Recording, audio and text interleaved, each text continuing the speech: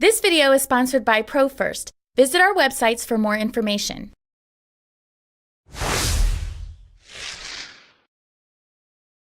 Let's talk about crash parts. There are so many different kinds that it might send your customers' heads spinning. So what definitions can you offer them to make it clearer?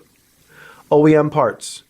OEM collision parts are designed by your vehicle manufacturer and are produced to the same specifications and tolerances as the parts on the vehicle when it was manufactured. According to CrashRepairInfo.com, they are the only parts proven during vehicle development to deliver the intended level of protection as a whole system. Aftermarket parts.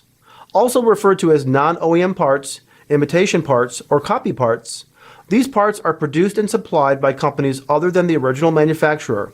In other words, non-OEM collision parts. They may offer a price-based alternative, but according to CrashRepairInfo.com, may not be made of the same material or to the same tolerances and specifications as OEM parts. LKQ, or like, kind, and quality parts. These are parts salvaged from a vehicle that was previously deemed a total loss. These parts can be found in a salvage yard and are also commonly called salvage parts. While LKQ parts may offer a lower priced alternative, according to CrashRepairInfo.com, the parts used from the salvage vehicle may have already been replaced with aftermarket collision parts or may be structurally compromised as a result of the collision. Reconditioned parts. Reconditioned generally means parts removed from an existing vehicle that are repaired and or refinished, such as bumper covers, wheels, or lamps.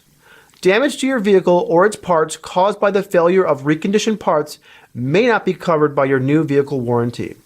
Counterfeit parts.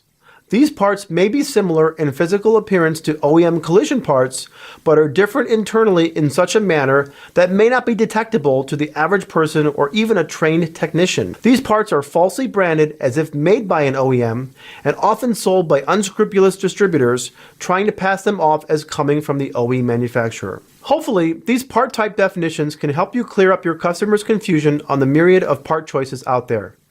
I'm Jason Stahl. Thanks for watching.